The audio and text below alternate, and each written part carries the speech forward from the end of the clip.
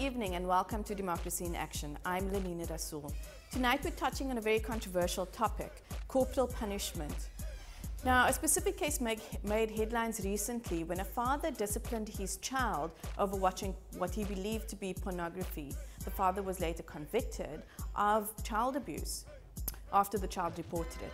This was then appealed on the defense of parents being allowed to reasonably chastise their children. This decision was upheld in the High Court after an appeal. However, the case has now made itself to the Constitutional Court, where they are interrogating whether reasonable chastisement actually violates children's rights to be free of violence. Tonight we'll be looking at this case and also the issue of corporal punishment. What's okay, what's not okay, and what the pending Constitutional Court judgment could mean for the Children's Act and violence against children in general. With us will be Carol Bauer, Director of the Peace Center and a child's rights activist. But before we speak to her, let's have a look at the issue.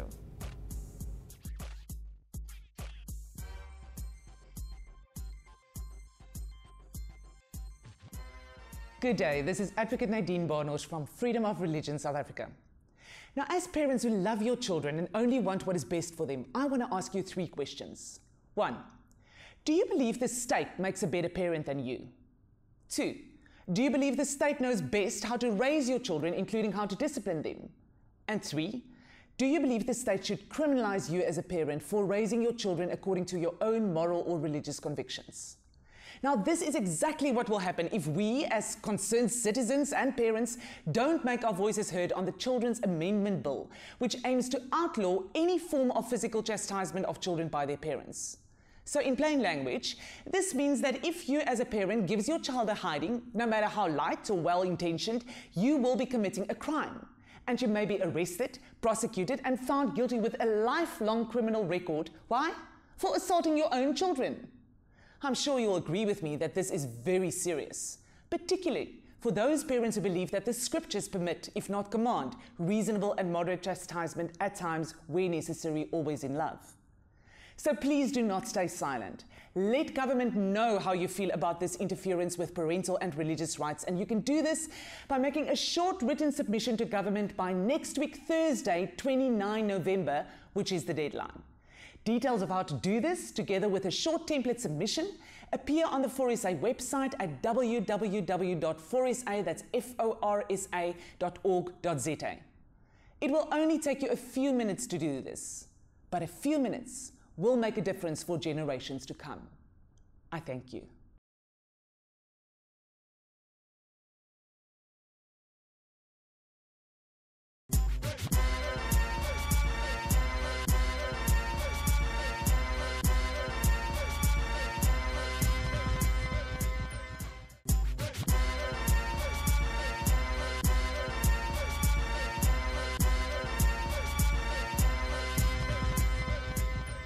Welcome back.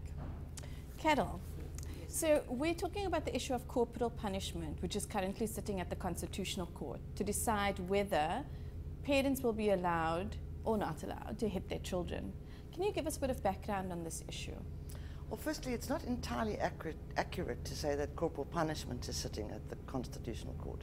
What's sitting at the Constitutional Court is the constitutionality of something called the defense of reasonable chastisement. The defense of reasonable chastisement is part of our common law. In other words, it's not written law, it's not a statute. It's come to us from our Roman Dutch legal background, and it's common in many countries that were formerly colonized that there is this thing called the defense of reasonable chastisement. And what it basically means is that any parent accused of assaulting their child can, if they are charged with a crime and go to court, in their trial claim the defense of reasonable chastisement. What that essentially means is if I have a disagreement with you and I am absolutely sure that you are wrong and you are just ridiculous that you can't see that I am right, and I lean across this table and I hit you, I don't have to break bones, I don't have to draw blood, I don't even have to hurt you. All I have to do is hit you, and you can go straight to the police and lay charges against me. Whether I would be tried for that incident is not the point here. There are other considerations that come into making those decisions. But according to our law, I cannot hit you. That is a physical assault, and it is forbidden in law, unless you happen to be under 18 and my child, in which case I can do almost whatever I like. And if I hurt you very badly, I can say, well, I have the right because of the defense of reasonable chastisement, which is exactly the situation with this case at the Constitutional Court. What happened was that a father, we call him Mr. YG, assaulted his 13-year-old son as a form of discipline on the basis that he caught him looking at pornography on his iPad. This is a staunch Muslim family, and the father was incensed, apparently, and lashed out at the child. A forensic analysis of the child's iPad subsequently revealed that this is a 13-year-old boy, remember. He was looking up what is a vagina and how do you make babies, which in my view couldn't possibly constitute pornography. Nevertheless, this beating persisted while the father insisted that the boy was lying. He injured him and he was taken to an emergency room. The story is a lot more complicated than that because it also involves domestic violence against the mother. But as far as the child is concerned, Mr. YG went to trial and was convicted and found guilty, and he was sentenced to 5 years in prison, suspended for 5 years, and the withdrawal of his firearms license. He appealed that decision on the basis of the defense of reasonable chastisement. One of the judges in the matter, which was then heard in the South Gauteng High Court, requested an amicus brief from the Centre for Child Law on the constitutionality of the defense. Remember that not only does our law prohibit hitting somebody else or assaulting somebody else, it also prohibits discrimination on any basis, including age. So the defense of reasonable chastisement is in violation of the non-discrimination clause in our Constitution. Be that as it may. So the Centre for Child Law coordinated a process where various people, including myself, who are child rights activists, contributed to that submission. And we all went off to the South Gauteng High Court in August 2017, and we won. The decision that was handed down was that the decision was indeed, the defense rather, was indeed unconstitutional. The immediate default effect of that decision was the prohibition of corporal punishment in all its forms, in all settings. There was another organization that applied to be an amicus in the matter at the South Gauteng High Court, an organization called FORZA, which stands for Freedom of Religion South Africa, who claimed that taking away the defense of reasonable chastisement denies the constitutional right for parents to exercise their religious beliefs according to their own religion and to raise their children in the way that they see fit. It's unusual for an amicus to be allowed to appeal a judgment. Amici are not parties to the matter. But in this case, the court agreed that they could appeal as the matter was seen to be in the public interest. It then went to the Constitutional Court, which means it bypassed the Supreme Court of Appeal, because normally it should have gone first to the SCA and then to the Con Court. It bypassed the SCA, I think, because everybody realized that whoever won, the other side would appeal. Yes. Should FORZA win, then myself and the Centre for Child Law group would appeal, and the other way around if we won. So they didn't bother. They bumped it straight up to the Con Court, and the matter was heard in last year, November 2018. And we are still waiting for a decision. We don't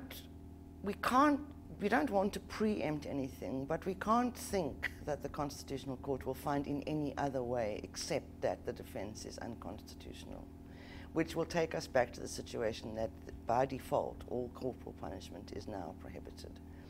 It's important to say, though, that that is not quite the same thing as prohibiting corporal punishment in law. Experience in other countries where it has been prohibited in the home has proved that Supreme Court decisions, Constitutional Court decisions, those kinds of decisions are necessary but not enough to ensure that we can begin to change how people parent, because that is what is key here. Corporal punishment has a vast number, now very, very carefully documented and with a good, strong evidence base of negative consequences for every aspect of a child's development, including their cognitive and intellectual development. So the evidence base is very clear. The difficulty is that that for some reason, corporal punishment is an extremely personal, sensitive issue. And the minute you say to anybody you shouldn't hit your children, they automatically assume that you are criticizing their parenting. They then come up with a whole lot of reasons why they should hit their children. All of which can be debunked and proved to have no scientific or evidence base in any shape or form. But still people cling to this. I think because they don't necessarily want to think their own parents parented badly, and they don't want to think that they are bad parents. And there's this idea that government shouldn't interfere in the private sphere. But the fact of the matter is, in a constitutional democracy like South Africa, government is obliged to interfere in the domestic sphere, which is exactly why we have domestic violence legislation. Government's job is to protect the rights of its citizens, all of its citizens, even the little ones, and they deserve the same protection that everybody else should get. So we will wait and see. But we are not, we can't see that the Concord could make any other decision than that the defense is unconstitutional. The big thing then will be to help people understand why that is an important decision and what it means for parenting and how one parents. And in the end, for me, that is the critical issue. We need to really understand the importance of early childhood in the development of a nation. And if we want to really change not only South Africa but the world, then the best place to start would be to start with childhood. And this is one step in that direction. So Carol, you were speaking about sort of parents who do hit their children, often the default response is being defensive. So let's look at, I mean, I only need to look at Facebook when the issue is mentioned. There are various memes that say, my parents hit me and I'm fine. Yes. Well, there's a few arguments that people always make, and it's quite interesting because they're standard arguments. That's one of them. It happened to me and it didn't do me any harm. Well, my response to that is, it happened to me and it did me a great deal of harm. It happened to lots of people that I know that it did a great deal of harm to. And in any event, how do you know it did you no harm? If that was your experience, you have nothing to compare it with. It's also true, though, that as we learn more, we change. We change how we behave and we change what we do. I know many parents still drive with their children in motor cars without seatbelts. But thinking parents now know how stupid that is. It's hard to understand why thinking, because of the research evidence, because the evidence base is clear. The evidence base for the harm of corporal punishment is just as clear. So it's difficult to understand why people don't see that. But that is the one thing they say. The other one is, often, the Bible says, God says we must. The Bible says, spare the rod and spoil the child. In fact, that exact phrase, spare the rod and spoil the child, appears nowhere in the Bible. There's lots about rods and chastising. That's all in Proverbs, a book purportedly written by King Solomon, himself such a bad parent that his own son had to flee Jerusalem in the dead of night on the back of a donkey to escape being assassinated. What's interesting, the phrase spare the rod and spoil the child actually first appeared in a poem in the 16th century about a sexual relationship between an older woman and a young boy, which I always take great delight in telling people who tell me this is what God says we must do. But actually there's a mistranslation going on here. You can't rely on texts written 3,000 and 4,000 years ago to govern modern life. And the fact of the matter is that the parts of the Bible that contain all these things about rods and staffs and chastisement are, the original Hebrew uses the word shabet. And the word shabet is also translated as either the hooked scepter with which a king leads his people, or the shepherd's crook with which sheep and goats are saved from cliff edges. And you can see this use of the word shabet in Psalm 21, where I'm not exactly sure if my quotation is exactly accurate, but it's something like, thy rod and thy staff shall comfort me. So we would maintain that it's a mistranslation. There are lots of places where that's obvious. Chastisement is also mistranslated from a word misbach, which I think it's misbach or something like that, which actually means reason together. It doesn't have anything to do with chastising. So there are those kinds of issues. But in any event, where rods and chastising do appear is in the Old Testament. And the people who now pounce on this most gleefully are evangelical Christians who, at least theoretically, believe that Jesus came to save the world from its sins. And there is no recorded instance in the Bible of interactions between the man people call Jesus and children. In fact, every interaction between Jesus and children is kind, respectful, and loving. If you want to get into heaven, you have to be like a little child. There are lots of examples like that. So that's an argument that doesn't work. Every religion has a fanatical piece to it, whether it's Muslim, whether it's Christian, whether it's Jewish. There are fanatics in all of them. And they all try and do things according to the letter of the Bible, the actual letter of whatever religious text it is that they subscribe to. And the problem with that is that they're all very old. And if we're going to take them seriously in some parts, why don't we take them seriously in all parts? So why are we not stoning people still for being adulterers? It's in the same parts of the Bible. So the people who make that claim kind of cherry pick their way around the Bible, and interestingly, the things they pick on to condemn are things with a strong human rights basis. So LGBTI issues, empowerment of women issues, respect for children's rights issues. Those are the things they jump on as the problems or as against God's will. Another thing people say is, well, it's cultural. Well, I've got a problem with that. There's an interesting lecturer at the University of Stellenbosch, whose name now eludes me, but he wrote a paper that I found one day on corporal punishment, well, on various aspects of issues in Africa. It's increasingly clear that corporal punishment was brought to Africa by, firstly, the slave traders, then the missionaries, and then the colonizers. And it has been imposed upon us, which is not to say that people in Africa can't be just as horrible to each other as people anywhere else in the world. But the idea of disciplining children by hitting them has come from those sources. It is not inherent in Africa. It's not part of African culture, actually. Another thing that people say is, well, you can't teach children if they're so naughty. Look what's happening in our schools. Since we prohibited corporal punishment in schools, they're like little monsters. They've gone mad. Well, I've got news for you. According to the Center for Justice and Crime Prevention, up to 73% of children are still being hit in schools, even though it has been prohibited for 20 years. So in all fairness, we can't lay the blame of the chaos in schools at the door of the prohibition of corporal punishment. We need to look a little bit deeper than that. And in fact, schools which have successfully eliminated all forms of violence are generally places of good teaching and good learning. And we have lots of documentary evidence of that, which people who make these claims are not interested in looking at. So there's the thing about it never did me any harm. We know now that all forms of violence do a great deal of harm. And in fact, it starts even before the child is born.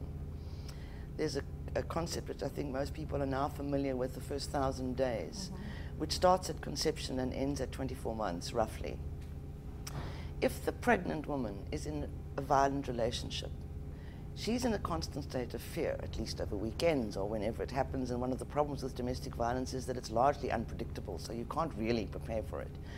Those constant spikes of adrenaline that she experiences are communicated to her developing child, whose the levels in that fetus's brain, the dopamine levels, spike. This causes irreversible changes to the way that the brain develops.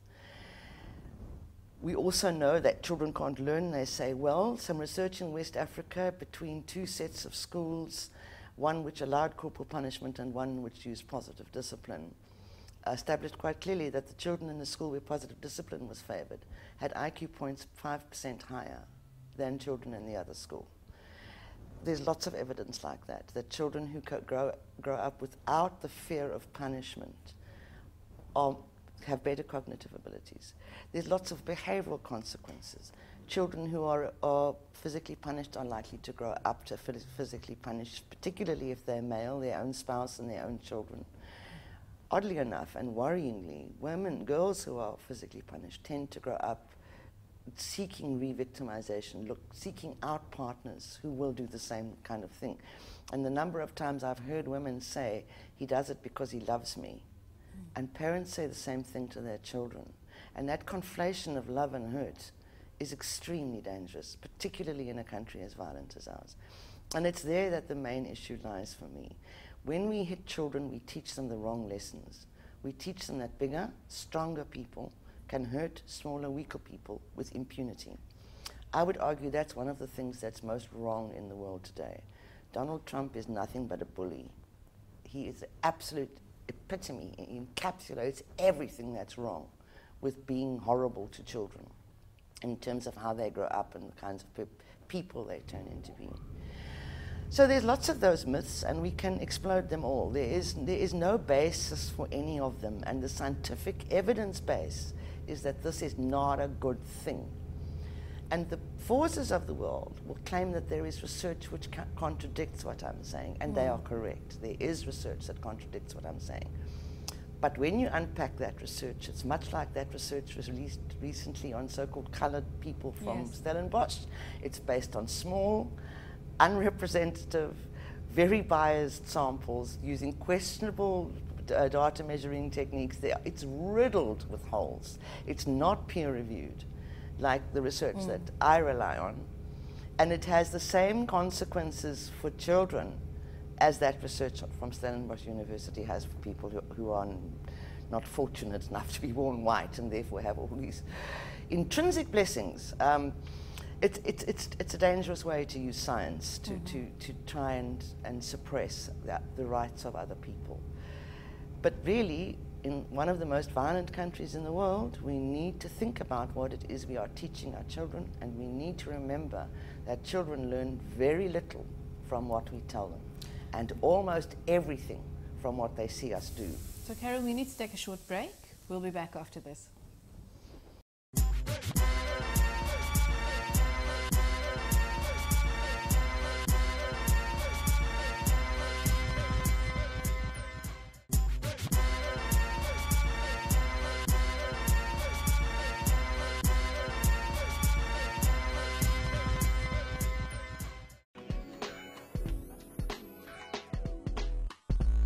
Do you think that South Africa as a country is ready to move more towards positive discipline and away from corporal punishment and smacking and other forms of violence?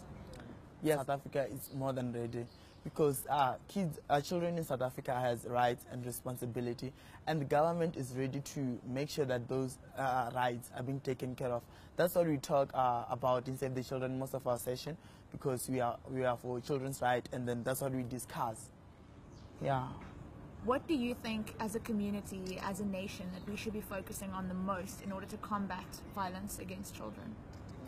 You know, if we make sure that our teenagers or our kids from the beginning, they have good foundation, they have no violence foundation, because some people are violent because in their homes they lived in violence, where parents are always fighting, whether verbal or physical, and then they grow up to be violent to others. So if we stop that, and then we'll have a free violence South Africa against children.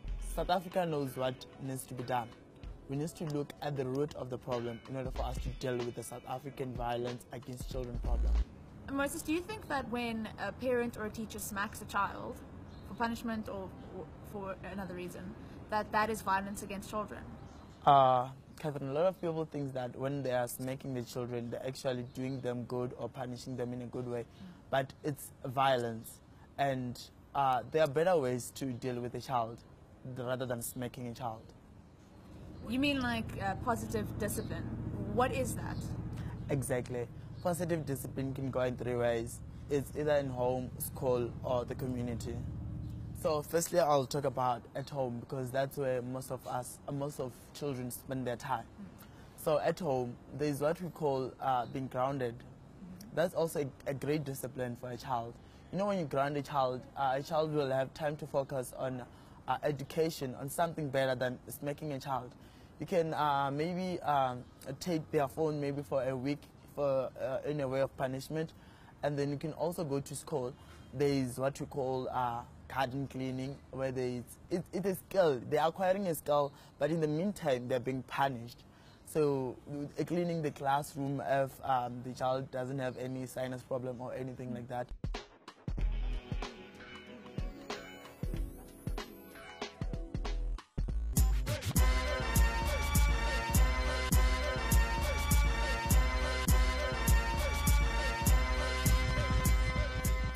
Welcome back. We're chatting to Carol Bauer about corporal punishment. Carol, I just want to come back to the reasonable chastisement sort of part of that defense. And how well has that worked for us so far, given that there's no real, if I'm correct, definition of what reasonable is? And does that, you know, that ambiguity, has it made it difficult to sort of spot child abuse anyway, given that some form of punishment is sort of permitted, I guess? And how has this just impacted the child protection system so far? Well, the whole issue, trying to define reasonable is an exercise in futility, because my definition of reasonable and somebody else's definition of reasonable will be completely different. What we do know is that research done by Shanaz Matthews at the Children's Institute and by the Medical Research Council has shown that a horribly large number of child deaths in South Africa are committed by the parents of the child that is murdered. Childline will tell you that large numbers of parents phone in a panic to get help and advice because they didn't mean to hurt their children, but it went too far. Discipline went too far, and now their child is hurt and they're frantic and they don't know. I don't think people want to hurt their children. I think people who are under a lot of pressure, this is not an excuse, but the reality of people's lives is that we have too many poor people in this country. We have too much inequality in this country. We have a failing education system. We have a failing health system.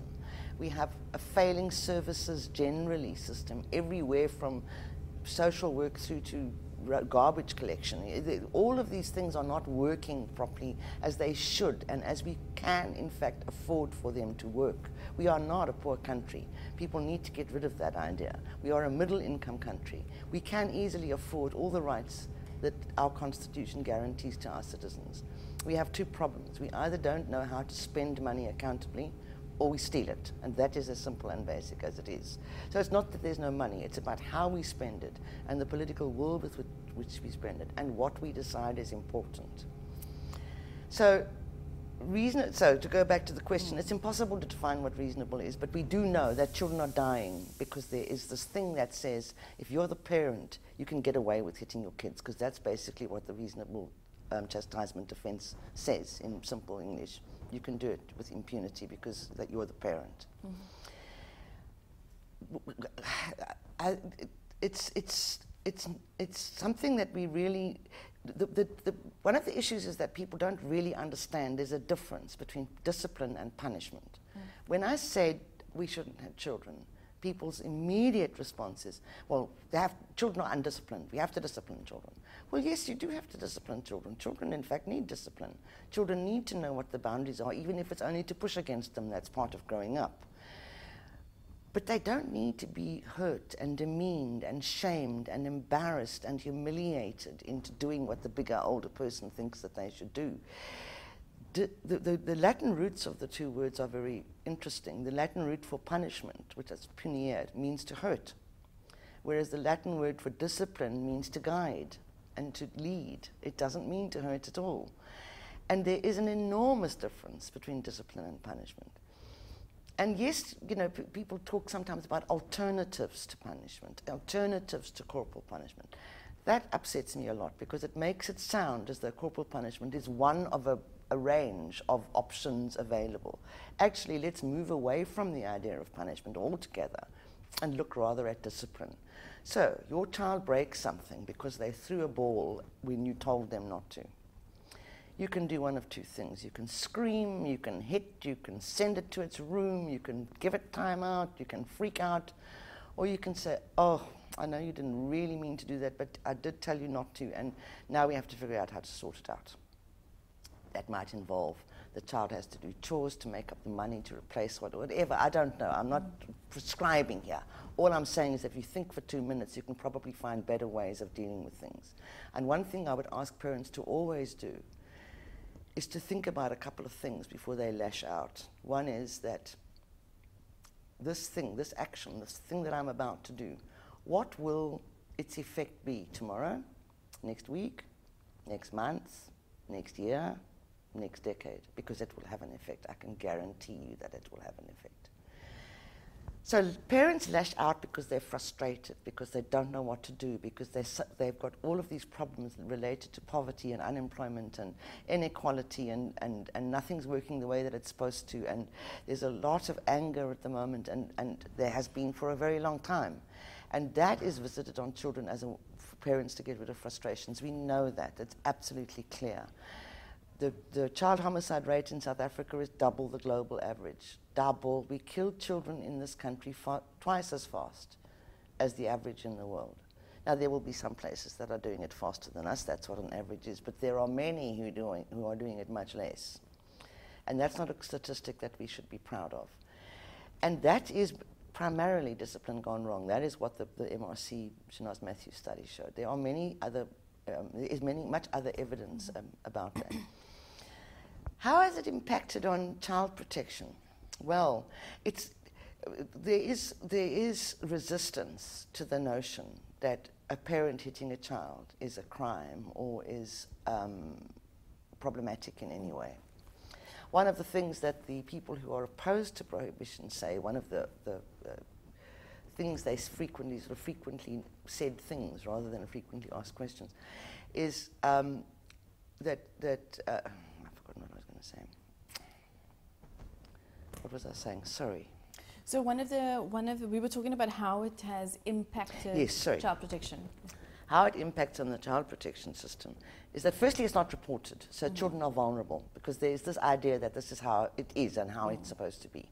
But also, we don't in fact have enough resources in the child protection system to deal with this properly.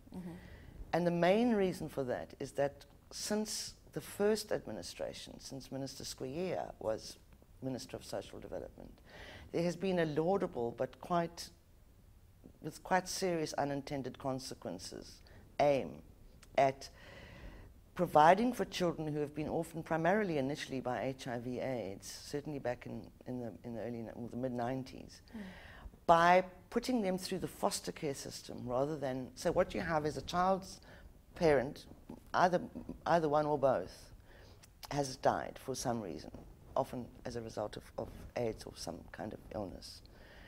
The child is now living with an aunt in a home that is absolutely adequate, where the child is perfectly okay. But the family is poor in common with many other families, and they need some state support. And we do have a social security network precisely for these kinds of issues. And so the child can apply for and would get a child support grant. But government or the Department of Social Development back then felt that the difference between the child support grant and the foster care grant is significant. It was then and it still is. It's a lot more money for the foster care grant. And foster care is essentially designed for children who are vulnerable because of the circumstances in their home, because of abuse and neglect in their homes, to be removed and placed in temporary care. The idea would be that the biological parents and the child are reunited at some point, because in an ideal system, those parents are worked with, their capacity to parent is built, and eventually they are reunited with their child or children. The reality is that that is a utopian dream that is nowhere even close to happening. So these children are basically with their extended family forever. This requires a fairly intensive amount of social worker time and DSD resources, because every child in foster care requires a children's court process, social worker investigations, social worker reports, annual re-evaluations of the child's placement, all of which we do not have the money or the social workers to do. So almost all available social work time in 2019 is focused on children in the foster care system who don't need to be there and who don't require those services. And the children who do are falling through the cracks. And so there's baby murder after baby murder after baby murder, and there's children growing up in desperate circumstances and under terrible situations that nobody even cares about, never mind does anything about. And so yes, the impact on the child protection system has been powerful. One of the irritating, this is Child Protection Week and it's Child Protection Month, and we do this in South Africa. There are these things that roll around as regular as clockwork, 16 days of activism, Women's Month, Women's Day, Child Protection Month. Essentially what they allow government to do is to look like it's doing something, even though it's doing very little. And it's like climate change. It's not that we don't know what to do, it's that we're not doing it. We do know what to do. We do know that every pregnant woman should be adequately nourished, warm, dry, comfortable, and not living in anxiety and fear. If we could get that right, we would immediately address an enormous part of the problem. Once that child is born, those new parents or that new mother need support. They need support from the health service to make sure that the child is developing properly. We don't measure stunting properly in this country. We don't measure wasting properly in this country, because all we're focused on is a kind of a meeting of milestones. We don't look at why those milestones are not being met. So we don't look at the quality of the food in that home. We don't look at any of those things. If we could do that, we would make an enormous difference. If we could make sure that every single child went to decent ECD, where they got the right kind of nutrition, the right kind of social stimulation, the right kind of cognitive stimulation, the right kind of mental stimulation, we would very likely solve the problem in one generation. We would very likely, and then massive support to parenting. Massive support to parenting. Through schools, through clinics, through churches.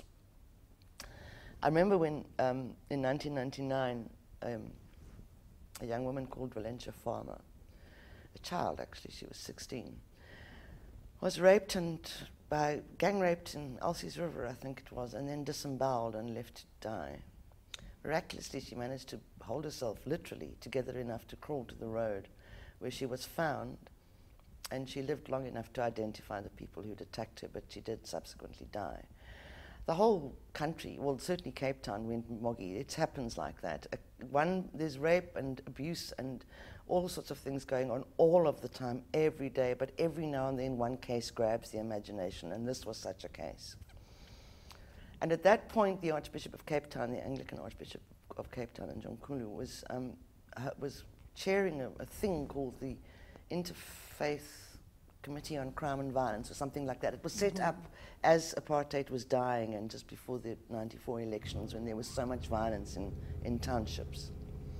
And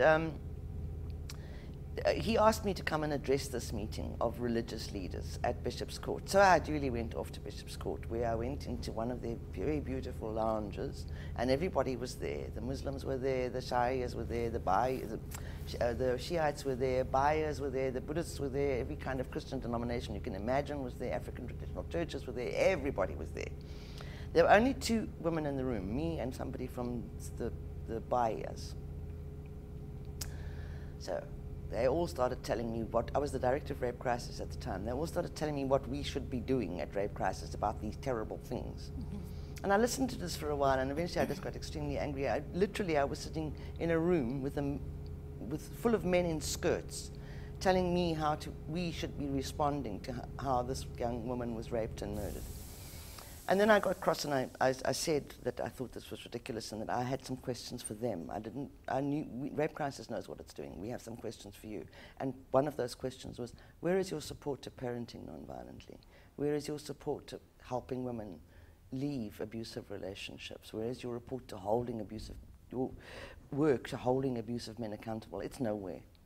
When you start doing that, then you can tell me what to do. Otherwise, we have nothing to talk about. I thought they would be angry, but they took it quite well. And in fact, the next day, and Nkulu came, not the next day, the next week, the next few days, actually had a letter published in the Cape Times accepting church complicity in engendering a climate where gender-based violence and violence against children was almost was so normalized, it was like acceptable. which was a big step in the right direction. But the point is that we need to understand that all these things are related. We're going to have to provide good support to parenting. We're going to have, and it must start before the baby is born, and it must last until it's no longer necessary, whatever that might mean. And we can't just leave it up to society at large. This is going to have to be an initiative driven by government. We know from experience in other countries where prohibition has been successfully implemented, most notably Sweden, but it's not an example I like to use because it's easy then to accuse us of being Eurocentric and looking to the developed world for developing world answers, which is not actually what we're doing, but nevertheless. If you can get a statutory prohibition, a prohibition in law, and link that to massive awareness raising and capacity building programs for parents, then you can really achieve a great deal. I remain convinced that parents do not want to hurt their children. No, there can't be many women in the world who look at that little funny creature that's just come out of them and thinks, I'm going to do everything I can to make a mess of your life. That doesn't happen. So somewhere between, for most people or for many people, the joy and the ecstasy and the wonder of that moment comes the time when you come close to killing your child. What's that about? How did you get from there to there? And what could we do to interrupt that so that it's not what happens, it's not the logical conclusion? So yes, we will need massive support to parenting, but the first thing we have to do is prohibit, because then we can free up government money to provide that support to parents, because then it becomes part of government's job. It already is, I might add, according to the Children's Act as it exists now. I think it's Section 144 talks about the child, the kind of child protection system and those kinds of things that need to happen around it. But we need a huge investment in public education on the dangers of corporal punishment and on the difference between punishment and discipline and what positive discipline and non-violent parenting are, because there are things, they exist, there are plenty of resources, it can be done. And we need support groups for parents. Alcoholics have support groups, survivors of violence have support groups. We need support groups for parents that provide a place to discuss and explore and try and figure out things. So Carol, just coming back to sort of that mother or those parents sitting at home, listening to this discussion about, and maybe interrogating whether hitting is wrong, hitting is not wrong, should they change things? I mean, what advice can you offer to them to start sort of thinking about this? Is going to look for some evidence? Is it reaching out to sort of NGOs, or just ways that they can interrogate sort of their own, they can start by themselves before programs are rolled out? Look, there's plenty of information and resources and advice online, but it's not easy to wade your way through it, and it can be contradictory. I think for a parent who's really struggling, there are two things that, and wants to do something about it, there are two things that I would suggest, especially if you're in Cape Town or in the Western Cape. Contact the Parent Centre or contact Childline. Both of those provide support to parenting. They provide support groups for parenting. The Parent Centre has even got groups in communities where they identify pregnant women through clinics and start, there's a whole program that they have where they start working with that mother-to-be or those parents-to-be before the baby's born, and they continue for 3 months afterwards. That's a very critical period. A lot of the groundwork for what happens in the future is laid down in those first few months of a child's life, when it really is so utterly dependent on you and can't tell you anything about what it's feeling. It can cry and it can laugh and it can gurgle and it can do all sorts of wonderful things, but it cannot speak. And so it can't tell you what the problem is. And so the other thing I always want to say to people, I know it's a difficult concept for some people to get their heads around, but we need to understand that our children are not just extensions of us. They are not our property. We don't own them. They are individuals in their own right. They are rights holders in their own right. And our Constitution makes that clear. Our Constitution also makes clear that we can't treat children differently because their parents are different in some ways. We can't treat anybody differently, but in particular we can't treat children differently because their parents are different. So if they're refugees or if they're from a minority group or whatever the case may be, you're not allowed to treat them differently according to our constitution. But it is such an interesting issue to advocate on, because the reactions are so interesting. People either understand it easily very early on, or they are incredibly defensive. And a lot of that is bolstered by those notions that this is culturally mandated, that this is God's instruction, that doesn't do any harm, that you can't teach children any other way. All of those things are manifestly and provably false. So it's one of the people that I admire most, who's worked extensively in this field, is a psychologist called Elizabeth Gershoff from the University of Texas, has written a paper with a wonderful title, and it simply says, we know enough now to stop hitting our kids. And we do. We know enough now to stop hitting our kids. Like we know enough now not to smoke in front of children or in cars and rooms with children. Like we know enough now to strap our children into car seats. And that we know enough now, or at least most of us do, to vaccinate our children against diseases that might otherwise wipe out humankind. We know this stuff, and we didn't used to know it, and because we know it, we do better.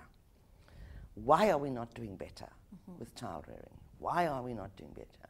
And I mean, child rearing people have been talking about raising children for a very long time. There's a book, and I forget all of the details about it, but it was a parenting book published in the 50s. Now, I was born in the 50s. A parenting book published in the 50s that suggested quite seriously that you should limit physical contact with very young children, except to spank them. Only in America, but I mean, what can I say? Actually, spend every possible minute you can in as close proximity, physical proximity, to your little baby as you possibly can.